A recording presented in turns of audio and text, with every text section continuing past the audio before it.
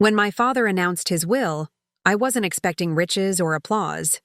All I wanted was acknowledgement, some small validation that my years of sacrifice had meant something.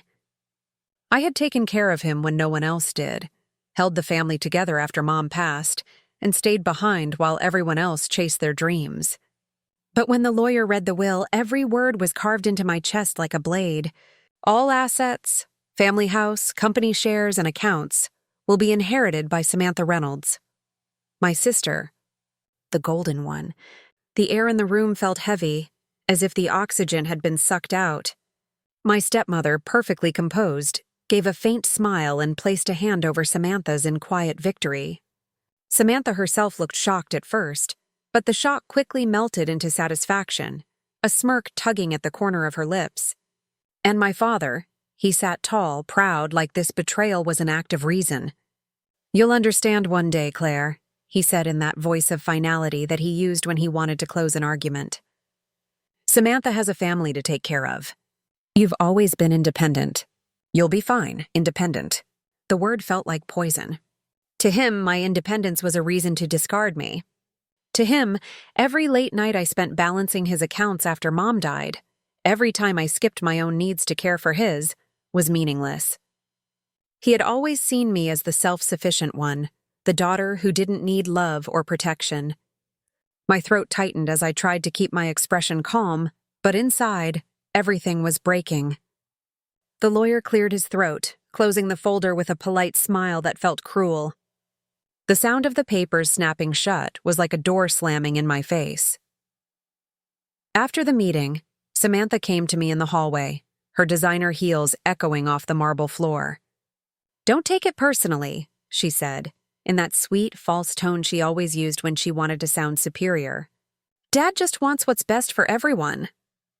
I could barely speak. "What's best for everyone?" I repeated. "Or what's best for you?"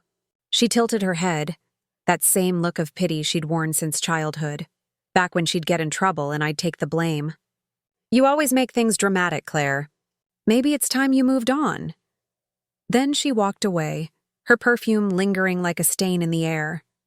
I stood there until the corridor emptied, staring at the family portrait that hung on the wall. There we were, Dad, Samantha, and me, painted in happier times. His arm rested on Samantha's shoulder while I stood a step away, almost like an afterthought. I hadn't noticed it before, but even in that painting, I was the outsider. Maybe I always had been. That night, I drove home through the rain, the city lights blurring behind my tears. Every drop on the windshield looked like a reflection of my life, distorted, fragile, fleeting. I replayed his words over and over, "You'll understand one day." But I already understood. I understood that I had been invisible my whole life, useful only when someone needed something fixed, cleaned, or saved. I was the problem solver, the dependable one, the daughter who never asked for anything. And because I never demanded love, they assumed I didn't need it. When I finally reached my small apartment, I collapsed onto the couch, letting the silence consume me. The hum of the refrigerator, the ticking of the wall clock, those were my only companions.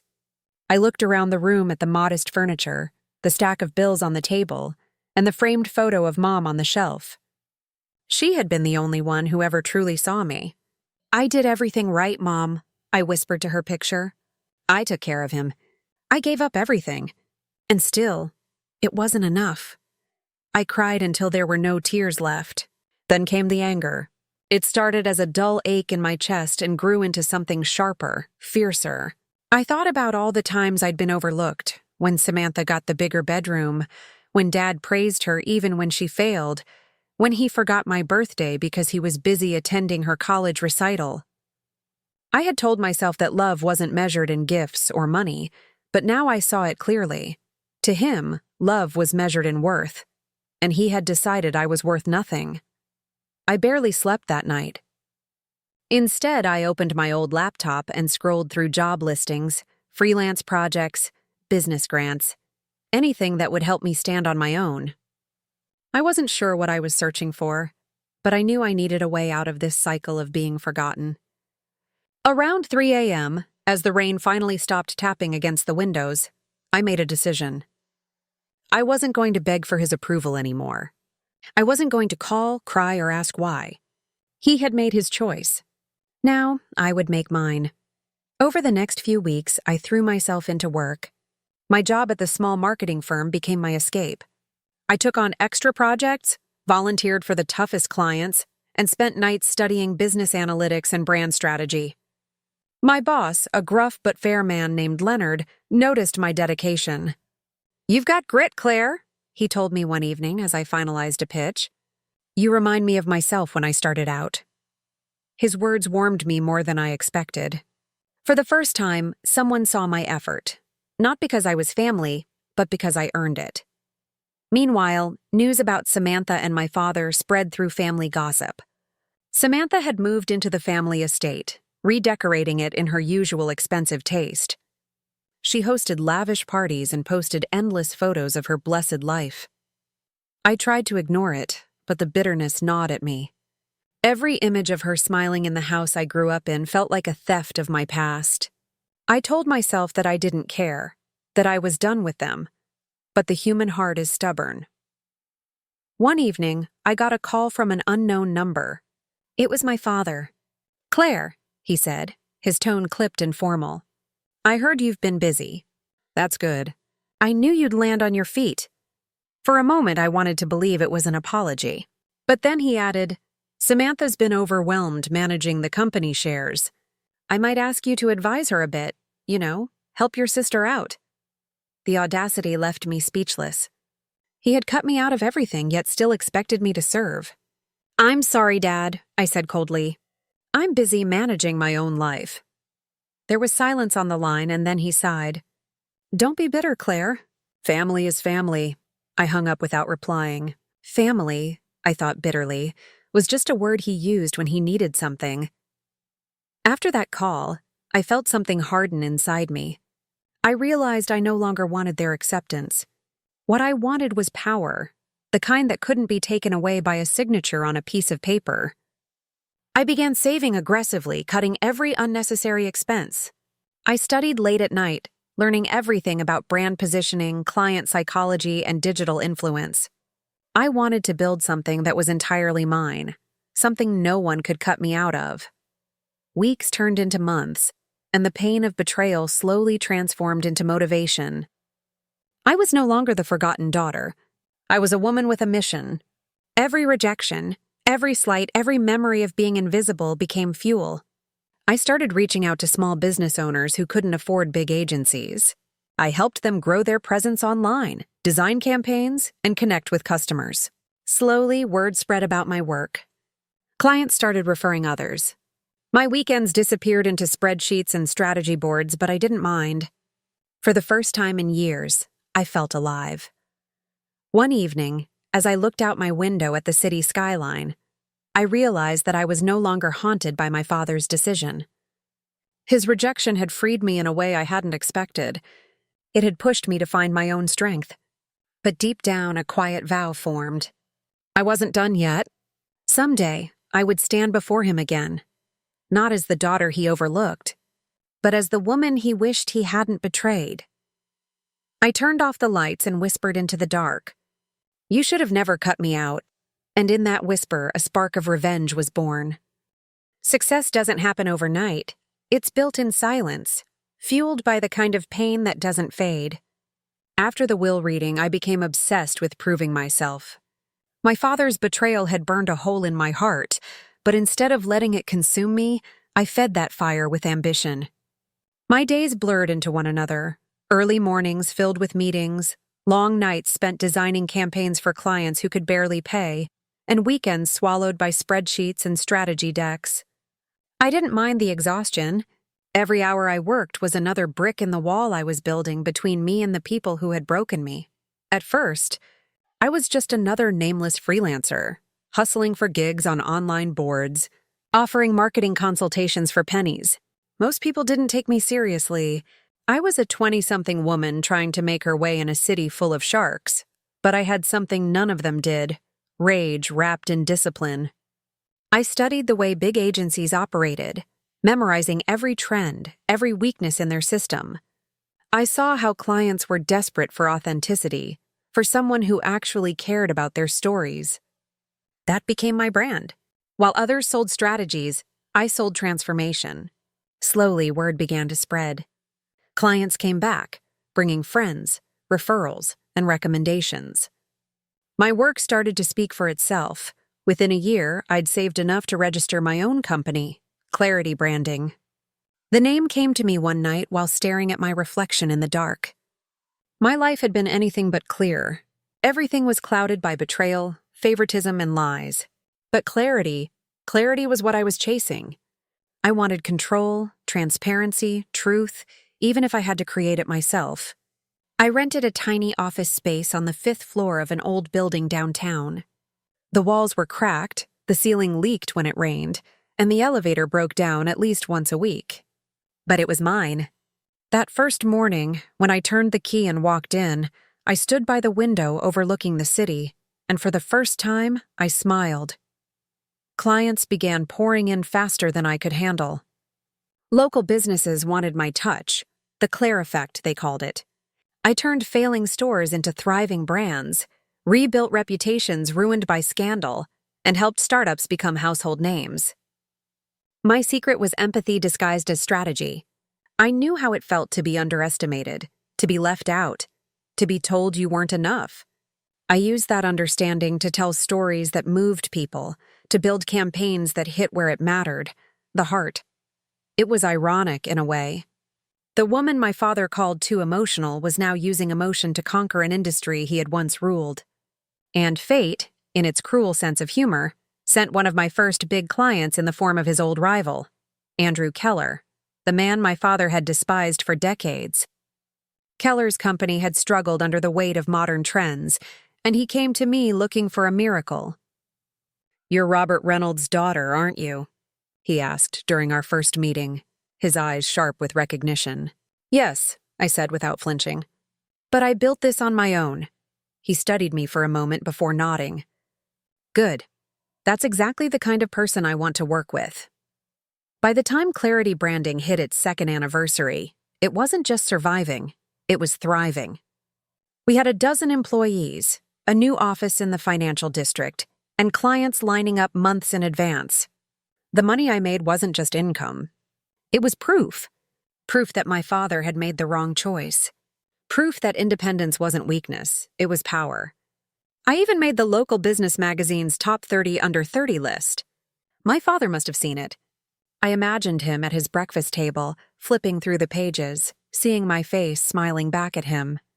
I wondered if it stung. Then, one afternoon, while I was finalizing a multi-million-dollar campaign for a new client, I saw an email that made my blood run cold. The sender's name, Samantha Reynolds, my sister. The subject line, "Need to talk, urgent." For a moment, I thought it was a joke. We hadn't spoken in years, not since the will reading. My hand hovered over the mouse before I finally opened it. "Hi, Claire. I know we haven't talked in a while, but I really need your help. Dad's company isn't doing well. The board is threatening to remove me, and I'm in over my head. You're the only one who understands business and media. Please, can we meet just once? Sam." I stared at the message for a long time, rereading every word. The irony was almost poetic. The sister who took everything from me now needed me to save her. I should have deleted the email. I should have ignored her, but something inside me, curiosity, vindication, maybe something darker, made me reply. Tomorrow, 11 a.m. My office. When she walked into my office the next day, she looked nothing like the flawless socialite from her Instagram feed. Her makeup was smudged, her posture stiff, and her eyes were heavy with exhaustion. "Claire," she began softly, "you look amazing. This place, wow." Her gaze moved across the glass walls, the minimalist furniture, and the wall covered in client awards. "You've really made it." I kept my tone professional. "You said it was urgent." She exhaled shakily, sitting across from me. "Dad's company is collapsing. Investors are pulling out, the media's trashing us, and the board doesn't trust me. They think I can't handle the pressure. I need help, Your help. For a second, I almost laughed. The same family that had dismissed me as too independent now needed my independence to survive. I leaned back, studying her carefully. Why should I help you, Samantha? Her eyes glistened. Because you're the only one who knows what you're doing. I can't do this without you. Please, Claire. I'll pay whatever you want. The word please hung in the air like music. For years, I had been the one begging for love, for recognition, for equality. Now the roles had reversed. And in that moment, I realized how far I had come. All right, I said slowly, I'll help you. But there are conditions. Her face lit up. Anything. I want full control, I said. Over your marketing, your public image, and every major decision you make. You'll sign a partnership agreement giving me authority to restructure the company's communications and media strategy. She hesitated for a fraction of a second, then nodded eagerly. Deal, whatever it takes. Desperation makes people blind. She didn't even read the fine print. The papers she signed gave me more than just control. It gave me access to her accounts, board communications, and financial data. I wasn't saving her business. I was stepping inside it. For the next few months, I worked alongside her, publicly as her advisor, privately as the architect of her downfall. I fixed the company's image, negotiated contracts, and charmed investors. Everyone praised Samantha for her turnaround, believing she was the genius behind it. Meanwhile, I was building bridges, alliances with shareholders, partnerships under Clarity branding, and silent influence where it mattered. Dad occasionally appeared in board meetings, proud of his brilliant daughter. He never realized that the brilliance wasn't hers.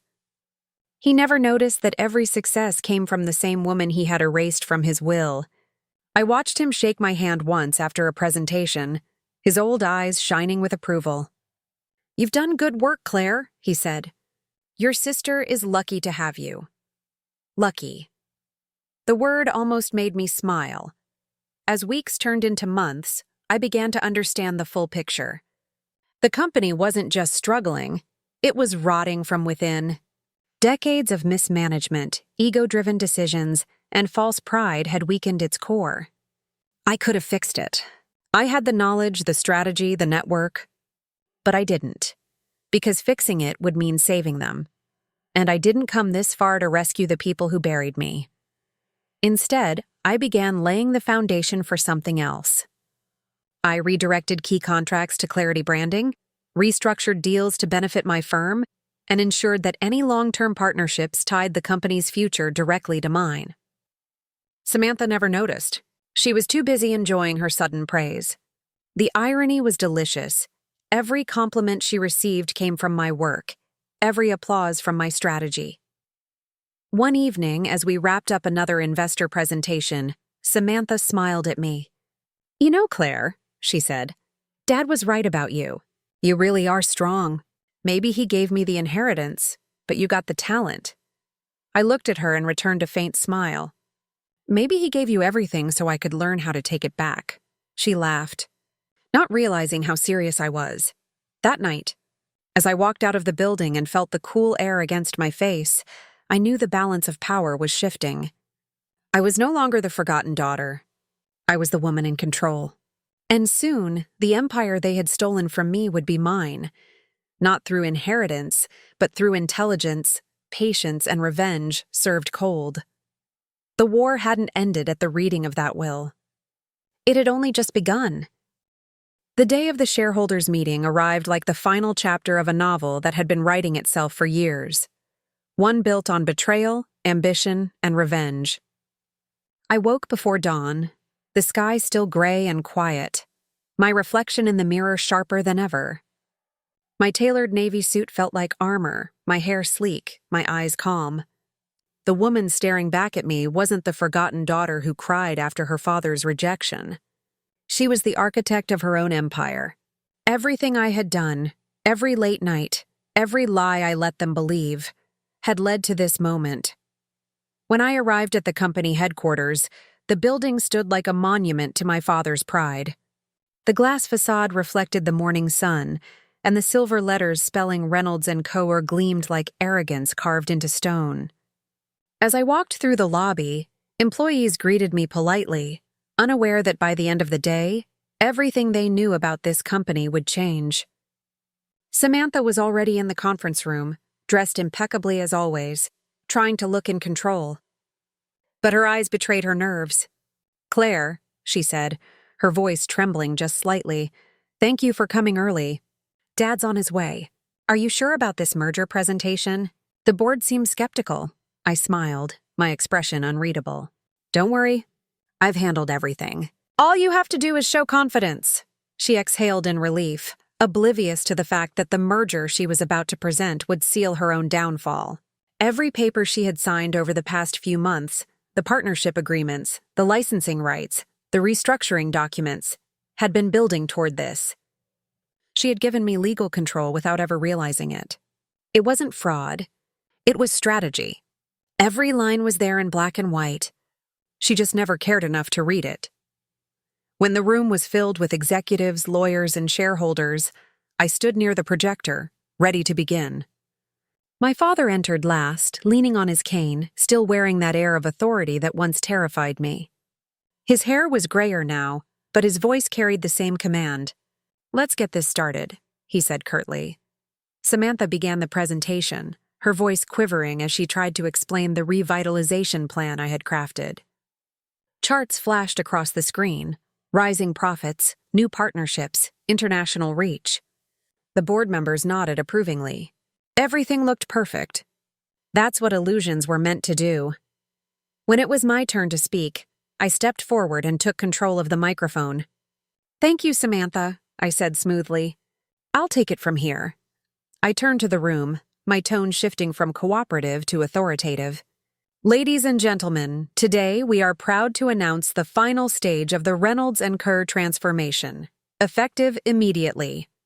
The company will be restructured under Clarity Holdings, a new entity designed to streamline management and increase long-term stability." There was a murmur across the table.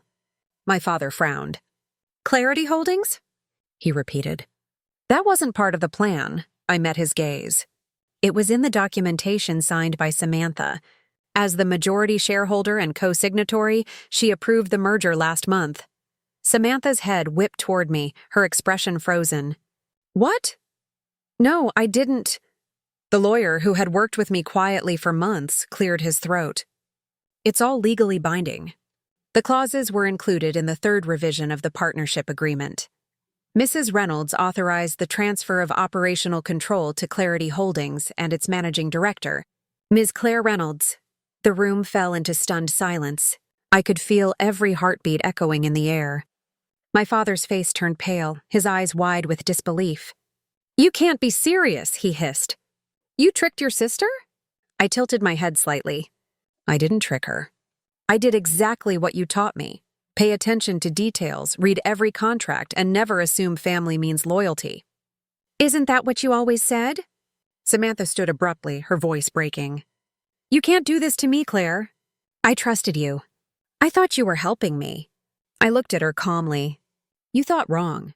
I helped you build your own cage, Samantha, and you walked right into it." My father slammed his hand on the table.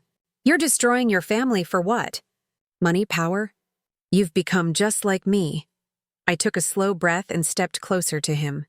"No, Father. I became better than you. You gave me nothing, and I turned it into everything." Gasps filled the room as the legal team confirmed the transfer. Clarity Holdings was now the official parent company of Reynolds & Co., with me as the sole director and majority owner. In a matter of minutes, the business my father had spent decades building and had denied me was mine. Samantha broke down crying, collapsing into her chair. "Please, Claire, don't do this. You don't understand. Dad made me take the inheritance. He said you didn't need it. He said you were too stubborn, too cold." Her voice cracked, and for a brief moment, the old ache in my chest flickered. But then I remembered every night I cried alone, every time they told me to be understanding, every time my father looked at me and saw nothing. "You both made your choices," I said quietly. "Now this is mine." Security escorted them out of the building as the meeting adjourned. My father turned back one last time, his expression hollow. "You'll regret this, Claire," he warned. "You can win the world and still lose your soul." I looked him straight in the eyes. "You already sold my soul the day you cut me out." That afternoon, I sat in the CEO's office, his old office, overlooking the city skyline. The leather chair still smelled like him, and the walls were lined with awards engraved with Robert Reynolds. I traced one of the plaques with my finger, then slowly placed it face down on the shelf. The era of Robert Reynolds was over. By evening, the news broke. Reynolds & Co.'s merges under Clarity Holdings. New leadership announced. Business outlets praised the visionary restructuring. Investors celebrated. No one outside that boardroom knew the truth. They didn't need to. The story belonged to me now. Weeks passed, and the transition unfolded seamlessly. I replaced old management with my team, rebranded the company's public image, and launched new ventures. Profits soared. What had once been my father's empire now bore my signature. I had finally stepped out of his shadow, but revenge, I discovered, didn't feel as victorious as I imagined. One evening, I drove past the old family mansion. The windows were dark, the gates locked, a for sale sign swaying in the wind. Samantha had moved out after declaring bankruptcy. My father had vanished from public view, too proud to face the fallout. I parked on the opposite side of the road and stared at the house that once held every memory of my childhood. The laughter, the dinners, the promises, it was all gone now. I should have felt triumphant. Instead, I felt hollow. The victory that once tasted like freedom now carried the bitterness of ashes. Revenge had given me power, but it hadn't given me peace. Yet, as I sat there, I realized something profound. Maybe peace was never the goal. Maybe justice was. When I got home that night, I poured myself a glass of wine and stood by the window of my apartment, the same one I had lived in when I had nothing. The city stretched beneath me, alive and restless. I thought about Mom, how she used to tell me that pain could either break you or shape you. "You can't control what people take from you," she once said, "but you can control what you build after they're gone." And I had built something. Not just a company, but a legacy of my own. It wasn't built on inheritance. It was built on grit, heartbreak, and fire. The next morning, I changed the company's nameplate on the top floor. Clarity Holdings, founded by Claire Reynolds. I stood back, watching the sunlight hit the new letters. They gleamed brighter than I expected. As I left the building, my phone buzzed with an email from Samantha. "It was short, just a few lines. You won, Claire." I hope it was worth it. "Dad's sick. He keeps asking for you. I thought you should know." I read the message twice before closing my eyes. For a long moment, I stood there, torn between the woman I had become and the daughter I used to be. Then I typed my reply, "Tell him I learned everything from him." I hit send, slipped the phone into my pocket, and walked away. The world was mine now, sharp, cold, and dazzling. I had turned betrayal into empire, pain into power, and silence into strength. And as I disappeared into the crowd, one thought echoed through me like a vow written in blood. "You should have never cut me out."